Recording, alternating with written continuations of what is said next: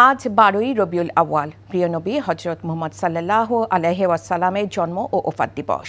ধর্মপ্রাণ মুসলমানগণ নফল নামাজ, কুরআন তেলাওয়াত ও তাসবিহ তাহলিলের মধ্য দিয়ে হজরত মুহাম্মদ সাল্লাল্লাহু আলাইহি ওয়াসাল্লামের কর্মময় জীবন স্মরণ করছেন। 23 বছরের নবুয়তের জীবনে বিশ্ববাসীর জন্য যে অনন্য জীবন ব্যবস্থা রেখে গেছেন নবী মুহাম্মদ সাল্লাল্লাহু আলাইহি ওয়াসাল্লাম, সেই পথে চলা তাগিদ এসেছে ধর্মীয় নেতাদের কাছ থেকে। নিয়ামুল আজিজ সাদিকের রিপোর্ট।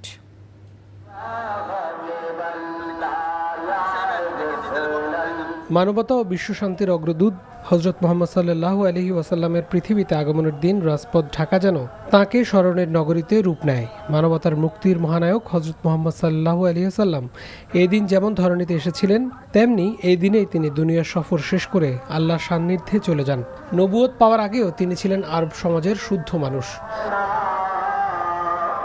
কুরআন নাজিলের মধ্য দিয়ে মানবজাতিকে আলোকবর্তিকা দেখানোর পথ প্রদর্শক হিসেবে সারা বিশ্বের মানুষের কাছে পরিচিত হন হজরত মুহাম্মদ সাল্লাল্লাহু আলাইহি ওয়াসাল্লাম। তার 23 বছরের কর্মময় জীবন পাথেয় ধর্মপ্রাণ মুসলমানদের কাছে। তাই জন্ম মৃত্যুর এই দিনটিকে বিশেষ মর্যাদায় স্মরণ করে মুসলমানগণ। নফল ইবাদত, কুরআন তেলাওয়াত, দান খয়রাত, জিকির আসকারের মাধ্যমে আল্লাহর নবীকে স্মরণ করেন তারা।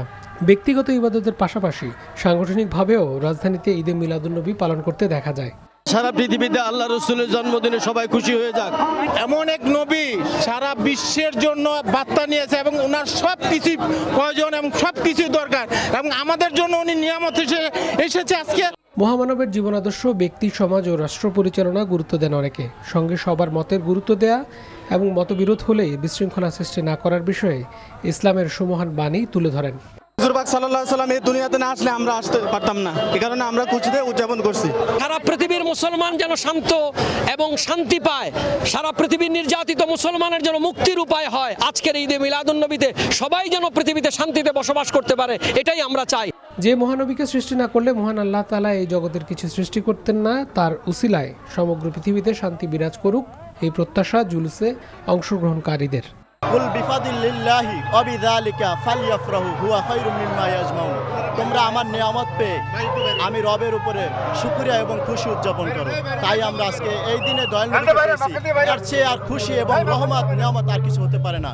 63 বছর বয়সে রাসূল সাল্লাল্লাহু আলাইহি ওয়াসাল্লাম যে আদর্শ পৃথিবীব্যাপী ছড়িয়ে দিয়েছিলেন, তার সে পথ ধরে শান্তি সৌহার্দ্যের এক সমাজ রাষ্ট্র বিনির্মাণের কথা বলেছেন অনেকে। শুধু একটি দিন নয়, সারা বছর বিশ্বনবীর আদর্শ সর্বস্তরে ছড়িয়ে দেওয়ার আহ্বান ছিল তাদের। হযরত মুহাম্মদ সাল্লাল্লাহু আলাইহি ওয়াসাল্লামের আগমনের দিনটি 12ই রবিউল আউয়ালকে এভাবেই উদযাপন করে ধর্মপ্রাণ মুসলমানরা। তারা মনে করে রাসূল সাল্লাল্লাহু আলাইহি ওয়াসাল্লামের যে আদর্শ, যে চরিত্র সারা বিশ্বময়, সেটি ছড়িয়ে দিতে হবে। Niamul Aziz Sadek, NTV news, Dhaka. ধর্মীয় ভাবগাম্ভীর্যের মধ্য দিয়ে দেশের অন্যান্য স্থানে উদযাপন করা হচ্ছে ঈদে মিলাদুন্নবী। এ উপলক্ষে দেশের বিভিন্ন স্থানে শোভাযাত্রার আয়োজন করা হচ্ছে। এছাড়া দোয়া মোনাজাতেরও আয়োজন করা হয়।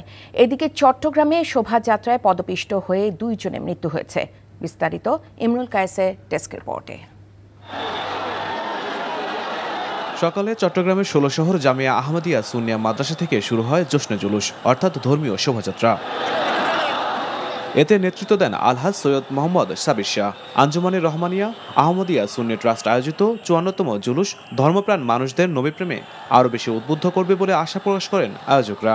इस दिन वो हस्ती तशरीफ लाई जो कि पूरी इंसानियत के लिए रहमतुल लिल आलमीन बन के तशरीफ लाए, तो आपकी रहमत का, आपकी ছায়া जो है वो पूरी दुनिया पे है। এখানে শান্তি, সমৃদ্ধি, সুখ, যেটা আমার খুদে কাবলার উদ্দেশ্য এবং আমাদেরও সেইটা। শোভাযাত্রা চলাকালে অংশগ্রহণকারীদের মুখে মুখে ছিল হামদোনাত। কালেমা খচিত নানা রঙের পতাকায় বর্ণিল হয়ে ওঠে জনস্রোত। বিশ্বনবী হযরত মুহাম্মদ সাল্লাল্লাহু আলাইহি ওয়াসাল্লামের জন্মদিন উপলক্ষে নারায়ণগঞ্জে জশ্নে জুলুসের আয়োজন করা হয়। পরে বিশ্বনবীর জীবনী নিয়ে আলোচনা, দেশ ও জাতির শান্তি কামনায় দোয়া ও মোনাজাত অনুষ্ঠিত হয়।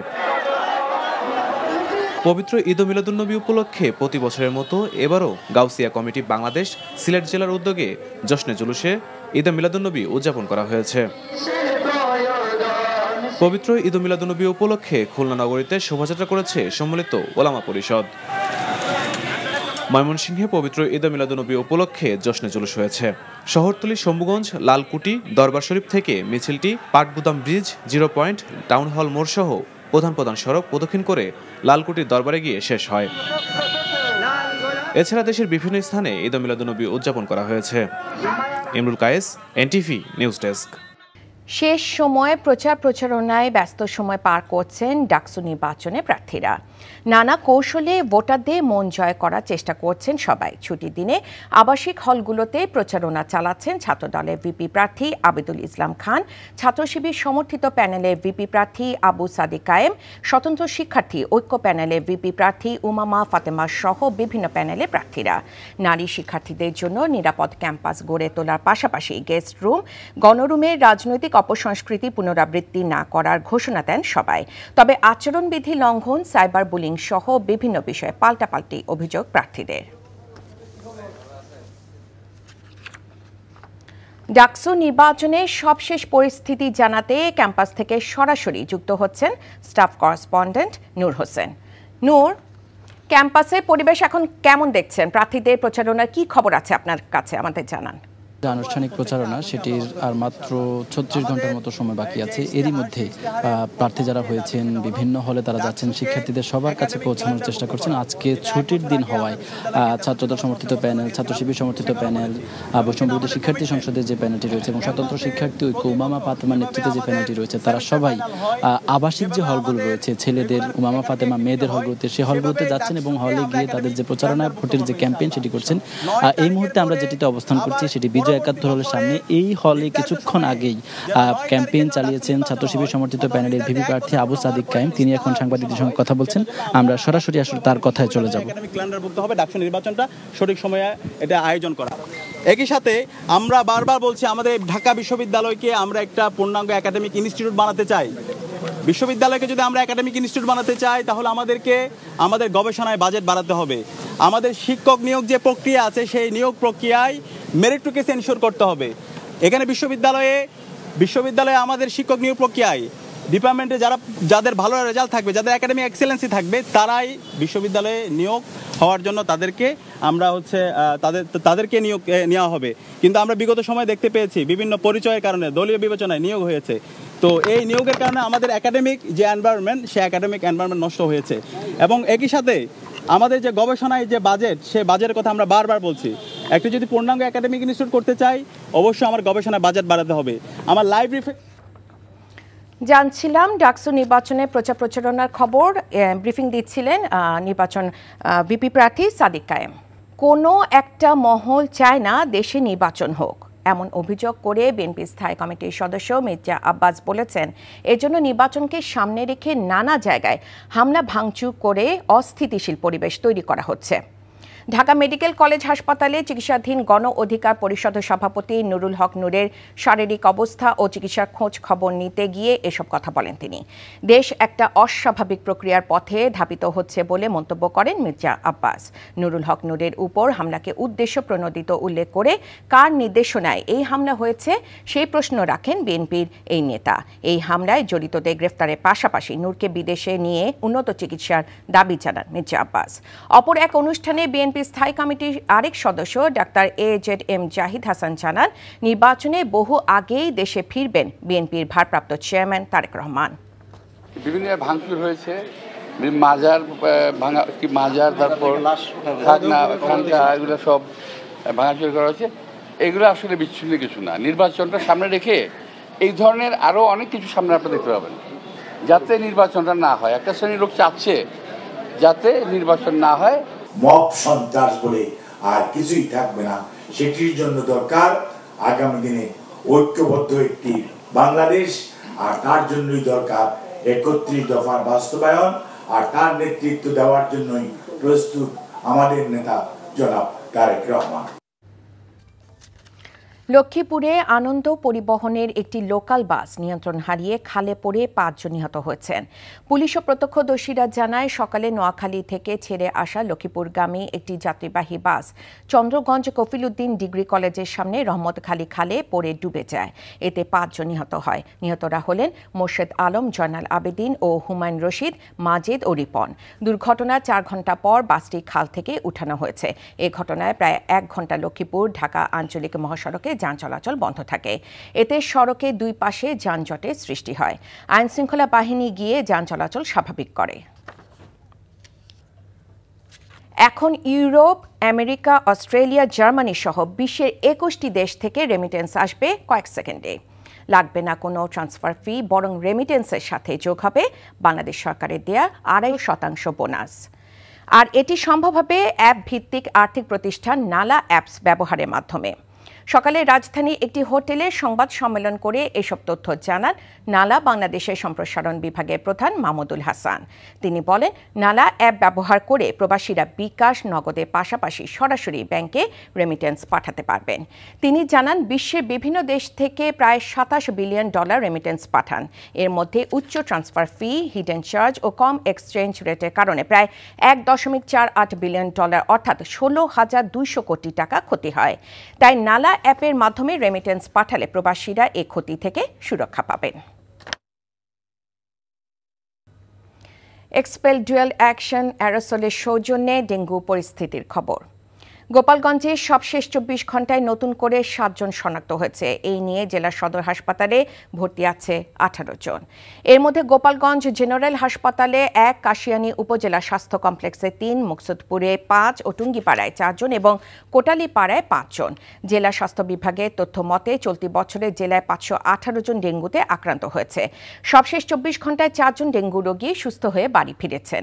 এ নিয়ে ৫০০ জন সুস্থ হয়ে বাড়ি ফিরেছে। তবে জেলায় এখন পর্যন্ত মৃত্যুর কোনো খবর পাওয়া যায়নি।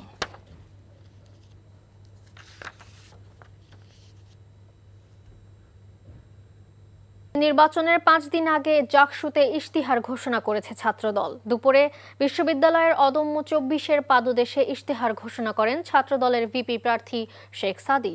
ইশতেহারে আন্তর্জাতিক মানসম্পন্ন শিক্ষা, গবেষণা, বৈচিত্র্যময় ক্যাম্পাস, নারী শিক্ষার্থীদের জন্য নিরাপদ শিক্ষাঙ্গন ও স্বাস্থ্য সুরক্ষা, মানসম্মত স্বাস্থ্যসেবা, সুসমন্বিত পরিবহন ব্যবস্থা, ক্রীড়া চর্চা ও সাংস্কৃতিক বৈচিত্র্য, পরিবেশ প্রতিবেশ সংরক্ষণ ও প্রাণী বান্ধব ক্যাম্পাস করার কথা বলা হয়েছে। পরিকল্পিত আবাসন ও খাবারের উন্নত মান নিশ্চিতকরণ, নারী শিক্ষার্থীদের জন্য নিরাপদ শিক্ষাঙ্গন ও স্বাস্থ্য সুরক্ষা, মানসম্মত স্বাস্থ্যসেবা, সুসমন্বিত পরিবহন ব্যবস্থা, ক্রীড়া চর্চা ও সাংস্কৃতিক বৈচিত্র্য, পরিবেশ ও প্রতিবেশ সংরক্ষণ ও প্রাণী বান্ধব ক্যাম্পাস। আগামী দিনে সামগ্রিকভাবে সবাই মিলে এই অঙ্গীকার বাস্তবায়নের জন্য কাজ করব ইনশাআল্লাহ। জুলাই সনদের ভিত্তিতে নির্বাচন না হলে আগামী নির্বাচনও অতীতের মতো ব্যর্থ হবে বলে মন্তব্য করেছেন জামায়াতে ইসলামীর নায়েবে আমির ডক্টর আব্দুল্লাহ মোহাম্মদ তাহের। সকালে স্থানীয় একটি মিলনায়তনে কুমিল্লার ১৪গ্রাম উপজেলা মুন্সিরহাট ইউনিয়নের নির্বাচনী দায়িত্বশীল সমাবেশে তিনি এসব কথা বলেন। পিআর পদ্ধতি নিয়ে সরকার ও নির্বাচন কমিশনের সাথে আলোচনায় বসতে আপত্তি নেই বলেও মন্তব্য করেন তিনি। উপজেলা জামায়াতে আমির মাহফুজুর রহমান এ সময় উপস্থিত ছিলেন।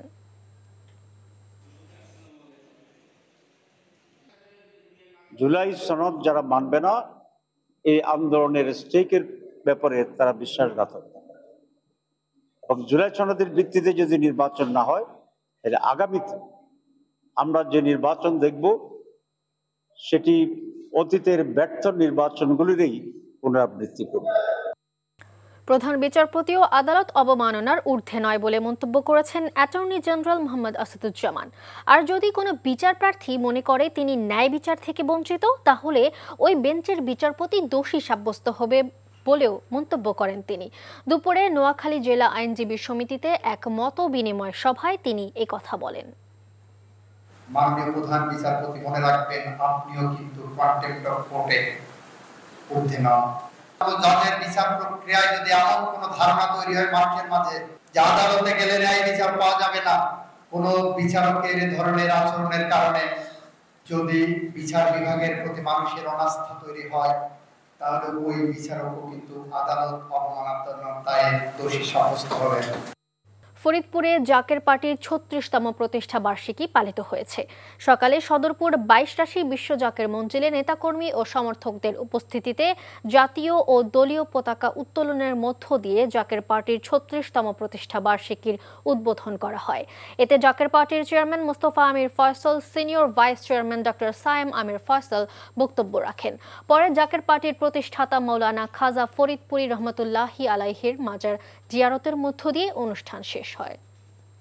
বিএনপির ভারপ্রাপ্ত চেয়ারম্যান তারেক রহমানের নির্দেশে নাটোরের ডায়রিয়া আক্রান্ত এলাকায় অস্থায়ী মেডিকেল ক্যাম্পাস স্থাপন করে চিকিৎসা প্রদান করেছে জিয়াউর রহমান ফাউন্ডেশন।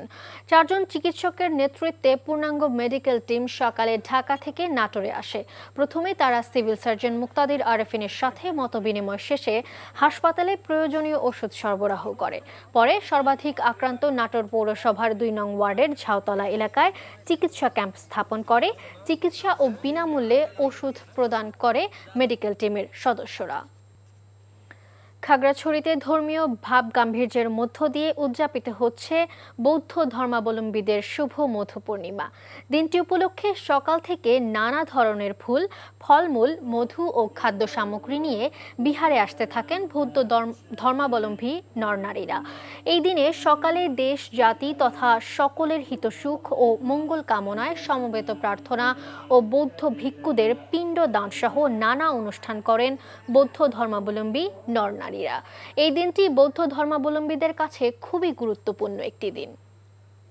বিএনপি রাষ্ট্রীয় ক্ষমতায় গেলে ওলামা মাশায়েখদের বেতন বৃদ্ধি সহ সব ধরনের সুযোগ সুবিধা নিশ্চিত করা হবে বলে জানিয়েছেন বিএনপির কেন্দ্রীয় নির্বাহী কমিটির স্বেচ্ছাসেবক বিষয়ক সম্পাদক মীর শরফত আলী সপু।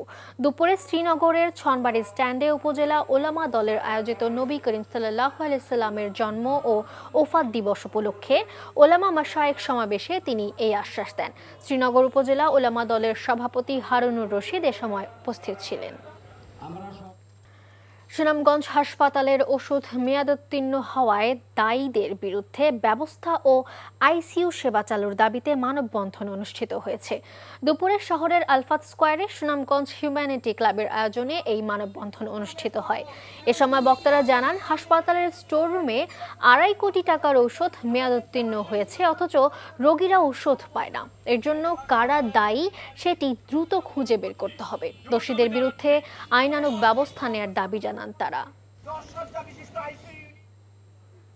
ঢাকা বিশ্ববিদ্যালয় কেন্দ্রীয় ছাত্র সংসদ ডাকসু নির্বাচনে শেষ সময়ের প্রচার প্রচারণায় ব্যস্ত সময় পার করছেন প্রার্থীরা। আজ বিভিন্ন আবাসিক হলে প্রচারণা চালান তারা, আর সব ধরনের প্রচার বন্ধ হচ্ছে আগামীকাল রাত 11টায়। এদিকে নির্বাচন ঘিরে আইনশৃঙ্খলা পরিস্থিতি অবনতির কোনো আশঙ্কা নেই বলে জানিয়েছেন চিফ রিটার্নিং কর্মকর্তা। নূর হোসেনের রিপোর্ট। ছুটির দিনেও ঢাকা বিশ্ববিদ্যালয় ক্যাম্পাস জুড়ে উৎসবের আমেজ।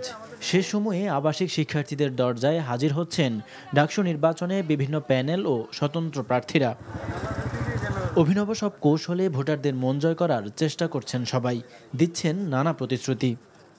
এখানে ধর্ম, বর্ণ, গোত্র নির্বিশেষে প্রত্যেকের অধিকারটা খুঁজে পাবে, প্রত্যেকের যে সমান অধিকার সেটা বুঝে নেবে। এখানে গবেষণার পরিবেশ থাকবে, লাইব্রেরি ফ্যাসিলিটিস থাকবে, আমার খাদ্যের নিরাপত্তা থাকবে, স্বাস্থ্যের নিরাপত্তা থাকবে, নারীদের জন্য একটা নিরাপদ ক্যাম্পাস হবে এবং আমার পরিবহনের আধুনিকায়ন হবে।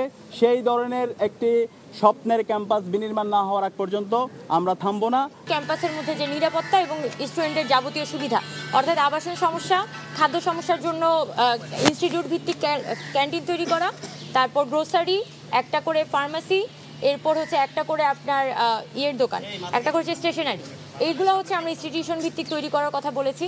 ৭৩ অধ্যাদেশ সংস্কারের মধ্য দিয়ে বিসি, হল প্রভোস্ট, শিক্ষক নিয়োগ সহ সকল প্রকার নীতিমালার, সকল প্রকার নিয়োগের, প্রশাসনিক নিয়োগের সুনির্দিষ্ট নীতিমালা আমরা প্রণয়ন করব। নির্বাচন নিয়ে পাল্টাপাল্টি অভিযোগ করলেও যে কোনো ফলাফল মেনে নিতে প্রস্তুত সব প্রার্থী। বিতর্ক হচ্ছে, আমরা তাদের প্রশ্নগুলোর অ্যান্সার দিচ্ছি, ঠান্ডা মাথায় আমরা অ্যান্সার দিচ্ছি, তারা খুব যে জোরালো প্রশ্ন আমাদের দিকে ছড়ে দিচ্ছে। এই যে সহনশীলতা, তাদের কাছে আমরা শুনছি, জবাবদিহিতা করছি, জবাবদিহিতা করে ওইখান থেকে বেরিয়ে আসছি, এরকম একটা পরিবেশই তো আমরা চেয়েছিলাম। আমরা যারা প্রার্থীরা আছি আমরা সবাই যেন আমাদের জায়গা থেকে দায়িত্বশীল আচরণ করি। ভোটাররা আশা করছি যারা দায়িত্বশীল আচরণ করছে তাদেরকে তারা তাদের প্রতিনিধি হিসেবে বেছে নেবে ইনশাআল্লাহ। নির্বাচন ঘিরে বিশ্ববিদ্যালয়ের নিরাপত্তা পরিস্থিতির অবনতির শঙ্কা নেই বলে জানায় বিশ্ববিদ্যালয় প্রশাসন। সবাইকে ভোট দেওয়ার আহ্বান রিটার্নিং কর্মকর্তাদের। এই বিশ্ববিদ্যালয়ে নির্বাচনের জন্য একটা সুষ্ঠু পরিবেশ বিরাজ করছে এবং আমরা চাই যে আমার প্রত্যেকটি বৈধ শিক্ষার্থী এসে এই নির্বাচন প্রক্রিয়ায় অংশগ্রহণ করবে। ফলে আমরা সবার কাছে আহ্বান জানাতে চাই, আপনারা আসেন, নির্বাচন প্রক্রিয়ায় অংশগ্রহণ করেন, ভোটদান করেন এবং একটা নিজেদের পছন্দ মতো নেতৃত্ব বাছাই করেন। ভুয়া ভোটার শনাক্ত হলে আইন শৃঙ্খলা বাহিনীর হাতে তুলে দেওয়ার কথা জানান রিটার্নিং কর্মকর্তারা। নূর হোসেন, এনটিভি নিউজ, ঢাকা।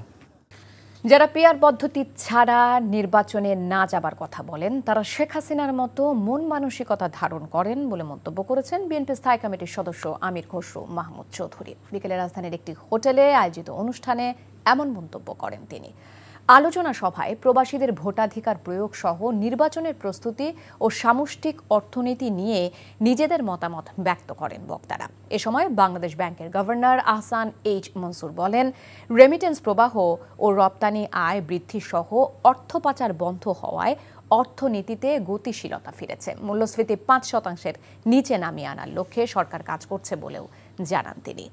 জাতীয় নির্বাচন বানচালের চেষ্টা চলছে উল্লেখ করে বিভিন্ন রাজনৈতিক দলের নেতারা সবাইকে ঐক্যবদ্ধ হবার তাগিদ দেন। দ্রুত সময়ে নির্বাচনের মধ্য দিয়ে একটি গণতান্ত্রিক সরকার প্রতিষ্ঠার বিকল্প নেই বলেও মত দেন বক্তারা। পিআরের ব্যাপারে যদি কোনো দ্বিমত থাকে তাহলে আপনারা নির্বাচনে অংশগ্রহণ করে জনগণের কাছে নিয়ে যান। আপনার পিআরের ইস্যুটা জনগণের কাছে নিয়ে যান যে আমরা নির্বাচিত হলে আগামী দিনে বাংলাদেশে পিআর সিস্টেম নিয়ে আসবো। জনগণের ম্যান্ডেট নিয়ে সংসদে এসে পাশ করেন, পিআর করেন। কিন্তু আপনি পিআর চান, আরেকজন চায় না।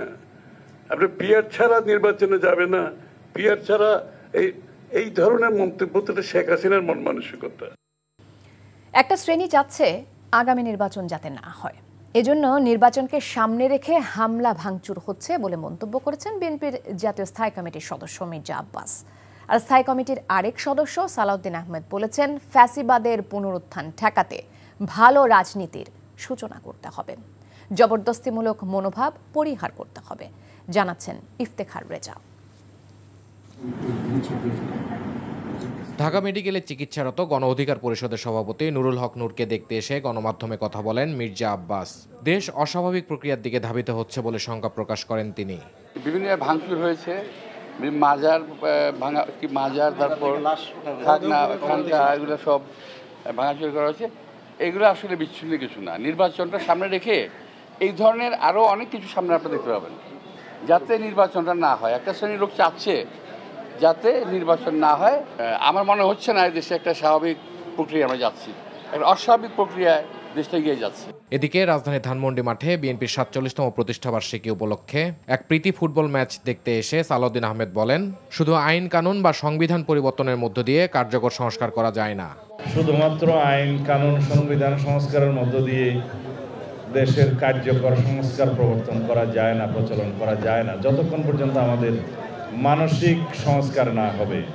যারা আমরা রাজনীতি করি, আমাদের মনের সংস্কার করি সব ক্ষেত্রেই, তাহলে পরে আমরা এই গণতান্ত্রিক সংস্কৃতির প্রবর্তন করতে পারবো, সহনশীলতার সংস্কৃতির প্রবর্তন করতে পারবো।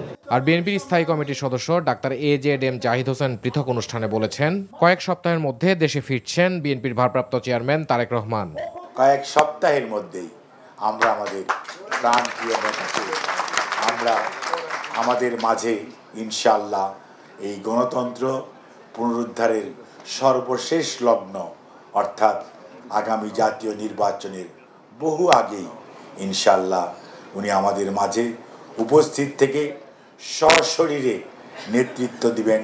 রাজধানীর নয়াপল্টনে পবিত্র ঈদে মিলাদুন্নবী উপলক্ষে দোয়া ও মিলাদ মাহফিলে অংশ নিয়ে বিএনপির সিনিয়র যুগ্ম মহাসচিব রুহুল কবির রিজভী বলেছেন, তৌহিদি জনতার নামে দেশে যে বিশৃঙ্খলা হচ্ছে এর পিছনে রয়েছে আন্তর্জাতিক ষড়যন্ত্র। Iftekhar Reza, NTV news, Dhaka. আওয়ামী লীগের ক্লিন ইমেজের ব্যক্তিদের মনোনয়ন দেবে জাতীয় পার্টি বলে জানিয়েছে দলের কো চেয়ারম্যান মোস্তাফিজুর রহমান মোস্তফা। দুপুরে রংপুর দলের বিভাগীয় প্রতিনিধি সভায় এসব কথা বলেন তিনি। জানান, জাতীয় পার্টির একটাই দোষ, নির্বাচনে অংশগ্রহণ করা। নির্বাচনে অংশগ্রহণের জন্য জাতীয় পার্টি যদি ফ্যাসিস্টদের দোসর 12 আনা হয়, তাহলে অন্যরা 4 আনার অংশীদার। এ সময় দলের ওপর হামলা মোকাবেলায় যতটুকু সামর্থ্য আছে তা নিয়ে জাতীয় পার্টির নেতাকর্মীদের প্রস্তুত থাকার আহ্বান জানান দলের কো চেয়ারম্যান। লাইসেন্সবিহীন সীসা বার পরিচালনার অভিযোগে গ্রেপ্তার ক্যাসিনো কাণ্ডে আলোচিত সেলিম প্রধান সহ 9 জনকে কারাগারে পাঠিয়েছে আদালত। ঢাকা মেট্রোপলিটন ম্যাজিস্ট্রেট মিনহাজুর রহমানের আদালত এ আদেশ দেন। এর আগে শনিবার ভোর 4টার দিকে রাজধানীর বাড়িধারা থেকে তাদের গ্রেপ্তার করা হয়। এ সময় বিপুল মাদকও তাদের কাছ থেকে উদ্ধার করা হয়। পাশাপাশি জব্দ করা হয় 48,470 টাকা। পরে গ্রেপ্তারকৃতদের বিরুদ্ধে মাদক বিরোধী আইনে মামলা দায়ের করা হয়।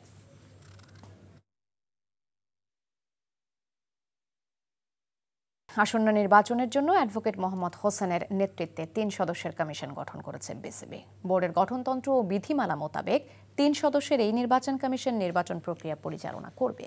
গেল 1 সেপ্টেম্বর বোর্ড সভার সিদ্ধান্ত অনুযায়ী অক্টোবরের প্রথম সপ্তাহেই বিসিবি নির্বাচন অনুষ্ঠিত হবে। এর আগে বিসিবির সবশেষ নির্বাচন হয়েছিল 2021 সালের 6 অক্টোবর। সেই হিসেবে গঠনতন্ত্র অনুযায়ী ঠিক 4 বছরের মাথায় পরবর্তী নির্বাচন অনুষ্ঠিত হতে যাচ্ছে। গুঞ্জন ছিল বর্তমান সভাপতি আমিনুল ইসলাম বুলবুলকে স্থায়ীভাবে রেখে দিয়ে নির্বাচনের পরিবর্তে হতে পারে অ্যাডহক কমিটি। তবে গুঞ্জন উড়িয়ে দিয়ে গেল সপ্তাহেই ঘোষণা করা হয়েছিল বিসিবির নির্বাচনের সময়।